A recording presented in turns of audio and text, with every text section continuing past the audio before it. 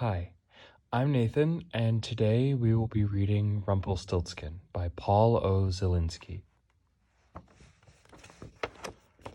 Once there was a poor miller who had a beautiful daughter. On his way to town one day, the miller encountered a king. Wanting to impress him, the miller said, "I have a daughter who knows the art of spinning straw into gold." Now the king had a passion for gold, and such an art intrigued him, so he ordered the miller to send his daughter to the castle straight away. When the girl was brought before him, the king led her to a room that was filled with straw. He gave her spools and spinning wheel and said, "You may spin all night, but if you have not spun this straw into gold by morning, you will have to die." With that, he locked the door, and the girl was left alone inside. There sat the poor miller's daughter, without the slightest idea how anyone could spin straw into gold. For the life of her, she did not know what to do. She grew more and more frightened, and then she began to weep. Suddenly, the door sprang open, and a tiny man stepped in. "Good evening, Mistress Miller," he said. "Why are you sobbing?" "Oh," the girl cried, "I must spin this straw into gold, and I don't know how." "What will you give me if I spin it for you?" "My necklace," answered the girl. The little man took her necklace and sat down at the spinning wheel. He pulled 3 times, and the spool was wound full of gold. He fitted another spool on, and boom! 3 pulls, and that one was full of golden thread too. And so it went until morning, when all the straw was spun and all the spools were full of gold. When the king came at sunrise, he was amazed and delighted, but all that gold only made him greedier. So he led the miller's daughter to a larger room filled with straw, and he ordered her to spin the straw too before dawn if she valued her life. The girl did not know what to do. She began to weep. Once more the door opened, and the little man stepped in. "What will you give me if I spin the straw into gold for you?" he asked. "The ring on my finger," answered the girl, and the little man took her ring. Then he set the spinning wheel whirring, and before the night was over, he had spun all the straw into gleaming gold. Shortly after sunrise, the king returned. Piles of golden spools glowed in the morning light. The king rejoiced at the sight of so much gold, but still he was not satisfied. He led the miller's daughter to a third, even bigger room that was piled high with straw. "Tonight you must spin the straw too," ordered the king, "and if you succeed, you shall become my wife," because he thought, if he could not find any richer wife in the land or the world. When the king had left, the little man appeared for the 3rd time. "What will you give me if I spin for you yet once more?" he asked. "I have nothing else," the girl replied.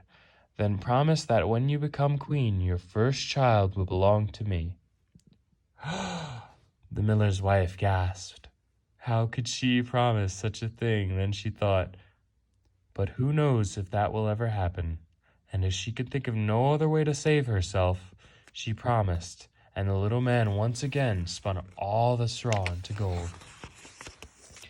When the king came in the morning and found everything as he had wished, he married the miller's beautiful daughter right there, and she became the queen. A year passed, and the queen brought a handsome baby boy into the world.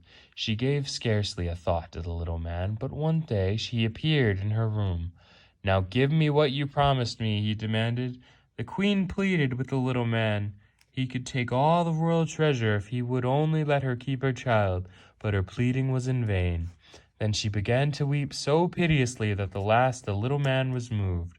"I will give you 3 days," he said. "If by the end of that time you know my name, you may keep your child." Long into the night the queen sat, and through the next day, thinking over all the names she had ever heard. That evening the little man returned, beginning with Caspar, Melchior, and Balthazar.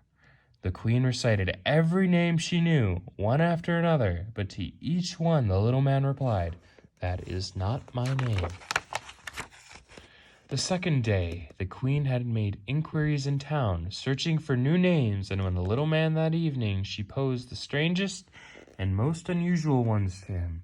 She tried beastie ribs and legoram and string bones, but he would only reply, "That is not my name." Now the queen grew truly frightened, and she sent her most faithful servant into the woods to look for the little man. The servant searched through the thickets and over clearings deep into the forest. At last, at the top of the hill, she spied him. He was riding a cooking spoon and around a great fire and crying out, "I brew my beer and I bake my loaves, and soon the queen's own son I'll claim. Oh, lucky me, for no one knows that Rumplestiltskin is my name."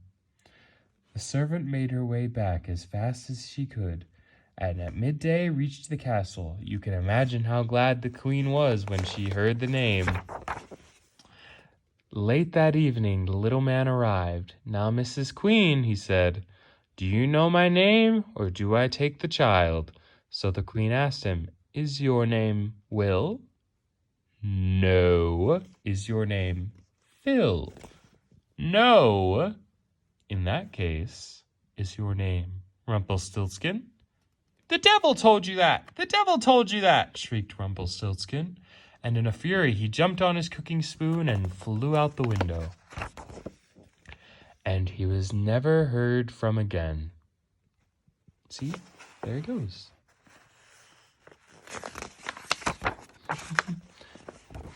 Thanks for sitting here with me.